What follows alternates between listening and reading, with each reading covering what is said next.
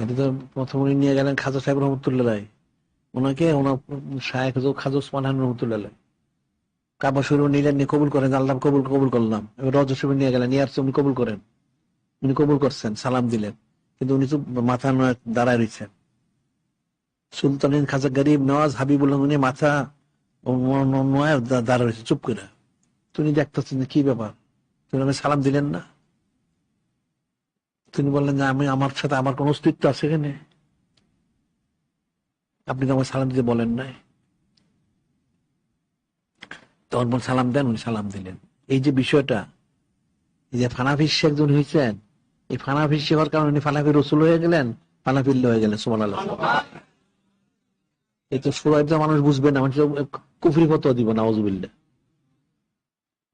উনি যে গেলেন খাজা সাহেব রহমতুল্লাহ, উসমান রহমতুল্লাহ সালাম দিলেন, ঠিক আছে, কবুল করেন, কবুল করলাম।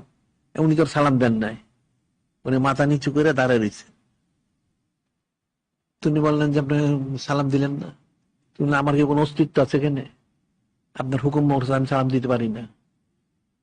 এখন এটা মানুষ বুঝবে কেমনি এটা, যে নূরে মুজাসসাম হাবিবুল্লাহ হুজুর পাক সলসোনার সামনে উপস্থিত।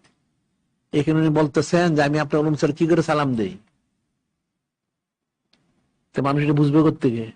জীবন এটা বুঝবে না। এই জন্য আর শাইকুল কাউমি কান্নাবি ফি উম্মতিতে বলা হয়েছে, এটাই সেটা।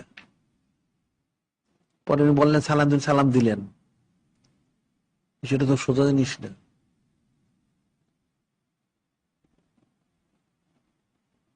মানুষ তো তাসবই বুঝে না।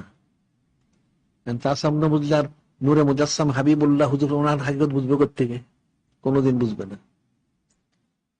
এই তো ওনাদের জীবনী মর্গে রয়ে গেছে, সূক্ষ্মাতি সূক্ষ্ম বর্ণনা।